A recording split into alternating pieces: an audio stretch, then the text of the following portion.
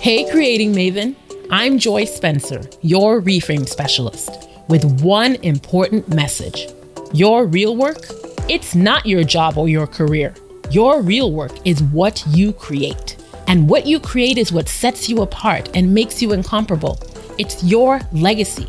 I'm here to show you a whole new way of working so you can create with your gifts, make a unique contribution, and finally get paid to be yourself. This is Reframe to Create. I came into this year with a completely different vibe. In fact, it was a very strange vibe for me. I came in with no resolutions, no intentions, no inspirational words, like nothing. And surprisingly, I wasn't even anxious or scrambling about this. And if you know me, you know that a new year is my favorite time of year. I never waste an opportunity to turn a new leaf. I mean, I am the reframe specialist. And to me, there's no greater reframe than the reframe of a new year. I just love it. But this year was different. I rang in the new year in my aunt's kitchen in Sierra Leone as my cousin, his friend, and my brother and his girlfriend and I were getting ready to find a spot to hang out into the wee hours of the morning. And as our phone switched to midnight, we jumped up, hugged each other. I took a sip of my wine cooler and I went to see my aunt to give her a hug. I got on the phone with my mom, passed it around to my cousin so he could, share his greetings. And it was just this sort of going with the flow, whatever's the flow type of vibe, kind of crossing over into the new year. And then we went out into the night looking to hang out. And we just kind of ended up at a restaurant by the beach and had a really nice meal and good conversation. It was actually really, really perfect. And as the days wore on in 2025, I just continued in that vibe of flowing with the flow of things and just seeing how things went. And it's kind of been my vibe this year ever since. And I'm kind of digging it because that's not my normal flow, but it's becoming more and more of how I like to roll as the years go by.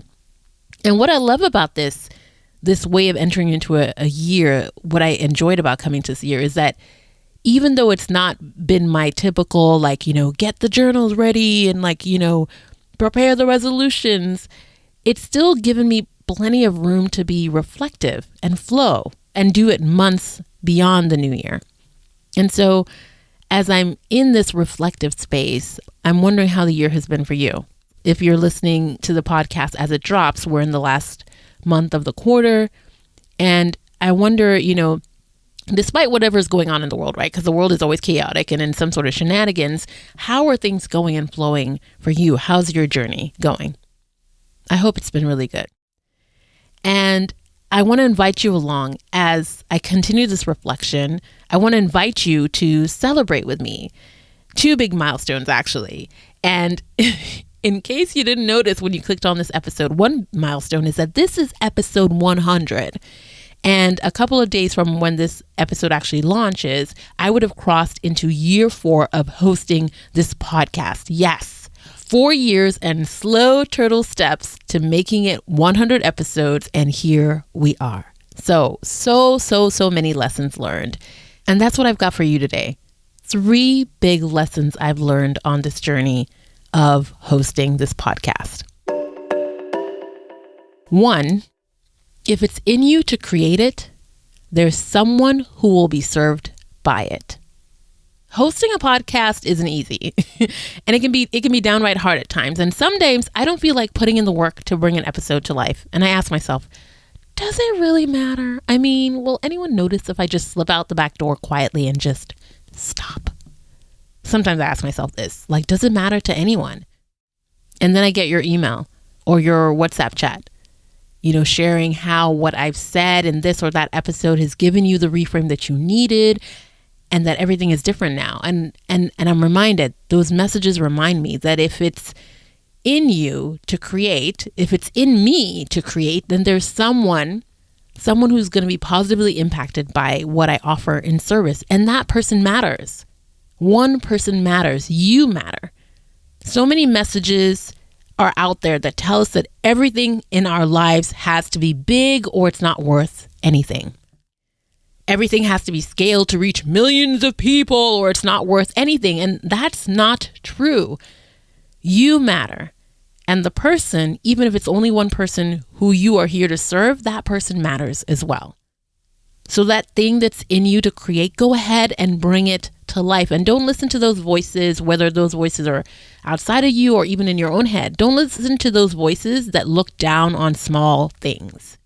If it's in you to create, there's someone who is worth it for you to create what you create and offer it in service. Even if it's only one person, that person matters. Even if that person ends up being just you.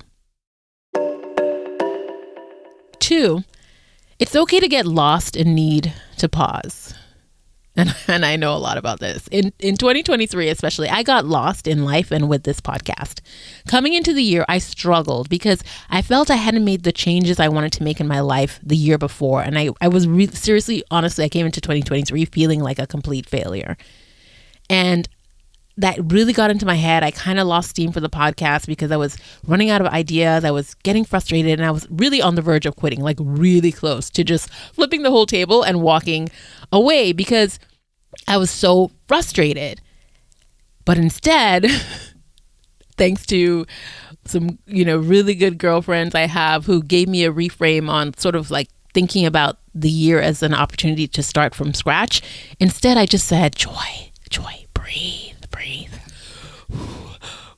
You don't have to make a drastic and definitive decision. You can pause. Just pause.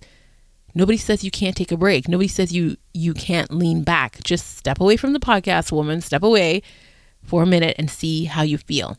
This is not a race and no one is chasing you. So I took a step back. I listened to that need I had for pause and rest and I stepped back.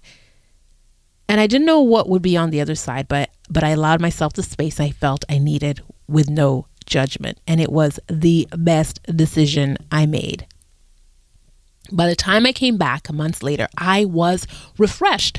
I miraculously had, it seemed, new ideas. I was ready to go. I was excited. And most interestingly, this was really interesting, the difficulty had eased up.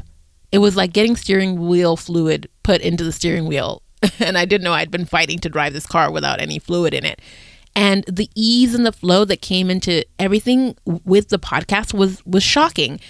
And it just got easier. And I had never expected things to flow so easily. So it showed me the power of the pause. And I want you to think about that right now. Like maybe there's something or somewhere in your life right now where you're just really like tensed up and tight. And you're frustrated, you can't figure it out, and you're just like, like trying to make it work. Maybe you need a pause. Maybe you need a step back. Maybe that's what's going to bring like the light and the flow and the ease into this thing that you're trying so hard to make work. So that was what I learned about the power of pausing. And 3, I love this one. In the end, consistency feels really, really, really, really, really, really good. When I look back at this body of work, I am not going to lie. I feel really proud of the work I've done with this podcast, that I have made it to 100 episodes. And it doesn't matter to me that most people with podcasts make it to this milestone in less than half the time that I took. I don't care. I made it. I created. I've put something out there that people, I hope, like you, love and benefit from. I'm putting my money and my energy where my mouth is, and I'm building something. And this is a library. It's evergreen. And I've been consistent with it. And I also count my pause as part of that consistency. And consistency is beautiful, and it's the foundation of everything beautiful and strong in our lives. When I think about consistency in life, I think about my dad. For as long as I can remember, my dad has worn the same Boss No. 1 cologne. He uses the same lotion. He loves apple pie and ice cream. He eats his brand cereal and gets in his calisthenics. I mean, there are people not a part of my direct immediate family who know these things about my dad. I mean, you could set your watch to my dad showing up for lunch every single day for the family meal. It's my favorite thing about him, that you'll always find him at the same address and you can always count on him to show up for you in the same way that he does. There's just something beautiful and powerful about that. And the thing about consistency is that it's an action that brings clarity. I know folks are often looking for clarity before they take action in life, but life is the other way around. Action is often what brings clarity, and consistency is one of the best types of action that you can take. And the clarity you get is not all at once. Clarity has levels, y'all.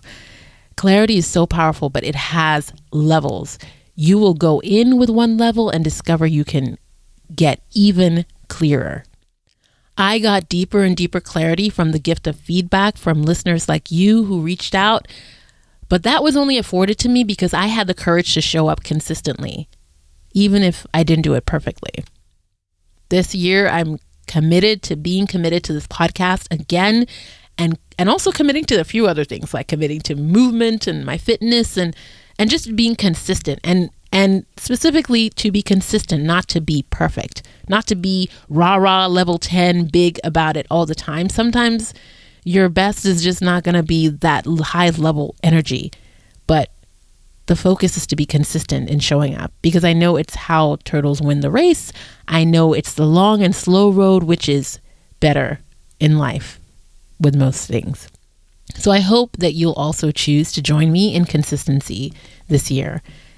Consistency in showing up to create, consistently show up for your life, show up in your relationships, show up for your health. Don't worry about being perfect. Just stay committed to showing up consistently. And I know you'll be glad that you did. So those are my lessons from 4 years and 100 episodes of podcasting. Create because it matters, even when it's small. Pause when you need to, because this isn't a race and nobody's chasing you. And finally, commit to consistency over perfection, because that's where clarity and all the goodness of life lives. So how about you? What have you learned during your Reframe to Create journey with me? Whether this is your first time listening or you've listened to every single episode from day one, I want to know, what have you learned? Tell me by shooting me just one line about what you've learned at joy@reframetocreate.com. We're in this together, and I want to hear from you. See you soon, Creating Maven. Until then, remember to always ask yourself, what will I create?